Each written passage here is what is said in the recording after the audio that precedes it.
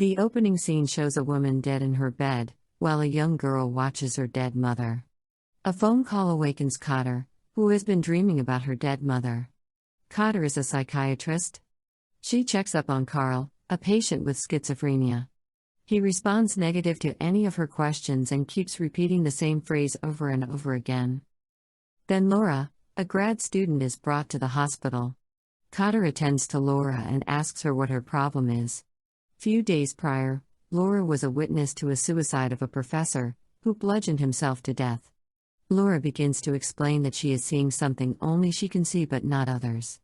Sometimes it appears as people she knows, but she knows it's not them. She also adds that it always smiles at her, a weird, malicious smile. She says that thing tells her that today is her last day. Cotter comforts her, saying it's okay, these kinda hallucinations happen. Suddenly Laura is pushed down from her chair she was sitting on and she starts convulsing. Cotter is shocked and she runs to call for help.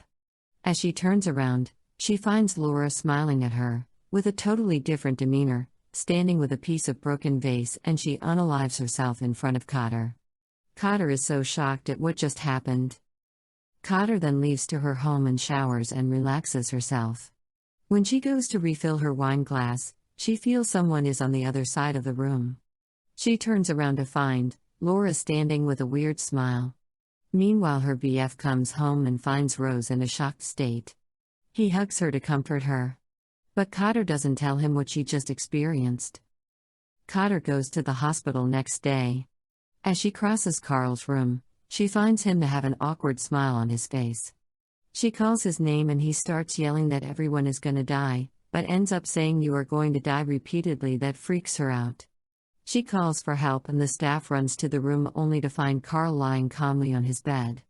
Cotter's superior asks her to take some time off because she has witnessed a patient unalive herself and also to keep her mental health in check. In the next scene, Cotter is seen sipping on wine. Suddenly the security alarm blares, indicating that someone is inside her home. The house phone rings and a weird voice tells her to check if something has gotten into her house. The police is called and they do a full sweep of the house and finds nothing. Meanwhile, she calls her cat for dinner as usual, but the cat couldn't be found anywhere. She is so disturbed that she couldn't sleep. She goes to hear the recording of her conversation between her and Laura that happened in the hospital. As she keeps rewinding and trying to listen to the convo, Laura appears suddenly by her side and shouts at Cotter. The next day, Cotter then goes to her nephew's birthday party with a nicely wrapped gift. The nephew begins to open the presents, and when he opens Cotter's present, he is terrified to find a dead cat in it. Cotter is utterly shocked and confused, and she sees a guest weirdly smiling at her. She is so scared, she walks backwards and falls over the glass table and starts bleeding. She then tries to tell her fiancé what she was experiencing. She tells him that a thing has attached itself to her, making things happening around her. He tells her that she is crazy because it runs in her family. He also suspects her of killing her pet cat. She then goes to interview Professor Munzo's wife, who killed himself before Laura, the grad student. His wife shows her a number of drawings he made and all were smiling a creepy smile.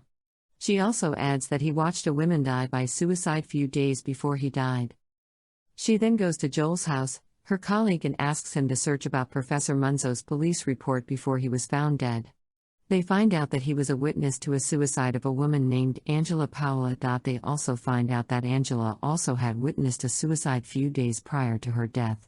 A video footage from a CCTV camera captures how the man killed himself before Angela. She then drives home to tell her fiancé about what she has found out. But he had brought home her therapist to discuss Cotter's condition.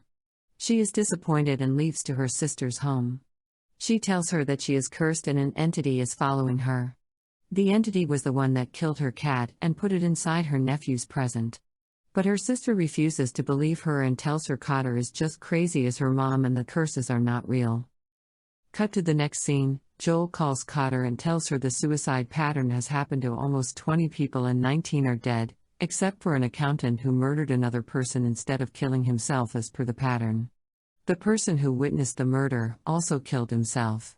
Now Joel and Cotter both goes to visit the accountant in the prison. Cotter interviews the accountant, of the events leading to the murder. He tells her that the person who have witnessed the suicide should kill someone else to pass on the curse, or the person will end up dead by suicide, and that was the only way to pass this curse. Then, Khater's therapist visits Khater at her home and asks her about her well-being. Mid-conversation, she gets a call on her home phone, and the person who called her was her therapist, telling her that they had ended the conversation from yesterday abruptly.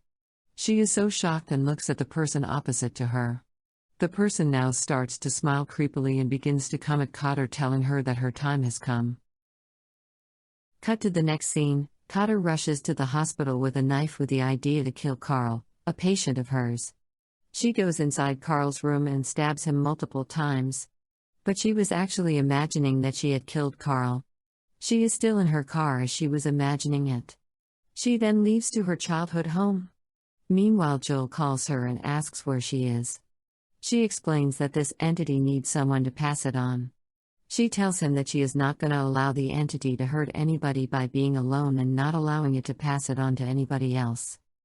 She reaches her childhood home and she hears a whimpering noise in the dark. She goes to open the room door and finds her mother sobbing. Her mother asks her why she let her die instead of calling for help. She also apologizes for being a terrible mother. Suddenly, her mother starts smiling creepily and turns into a huge monster. The monster tries to kill her, saying she cannot escape her mind. She takes a lantern that was nearby and hits the monster on the head with it. She runs outside, leaving the monster burn along with the house. She then goes to Joel's house. She explains why she was so distant with him, as Joel was also her ex. She asks him if he could stay with her while she sleeps. Joel starts smiling creepily at her and she realizes it's not Joel but the monster itself. She runs into the bathroom to save herself. But she is seen running out of her childhood home. She turns back to find Joel standing with his car. Seeing him, frightened, she runs back in the home only to find the monster standing there. The monster now enters her. Joel comes inside the house to find Khater with oil drenched all over her body.